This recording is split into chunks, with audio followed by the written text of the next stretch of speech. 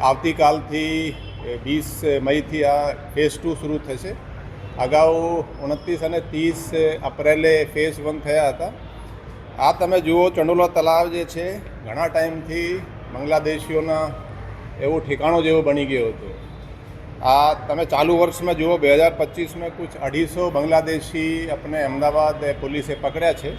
એ પૈકી 207 ચંડોલા તળાવ એરિયામાંથી જ પકડાના છે. આથી પહેલાં પણ પકડાતા હતા 10-20 ચંડોલા તળાવ એરિયામાંથી. સૌથી વધારે આથી પહેલાં 2009માં 95 બાંગ્લાદેશીઓ ચંડોલા તળાવમાંથી પકડાયા હતા. ત્યારે પણ ડિમોલિશનની કાર્યવાહી થઈ હતી. આ વખતે પણ ફેઝ 1 થઈ ગયા છે. ફેઝ 2 જે છે એ હવે આખા ચંડોલા તળાવને જે એરિયા છે એને તળાવને સાફ કરવા માટેનો આવતીકાલથી બધા આયોજન થઈ ગયા છે.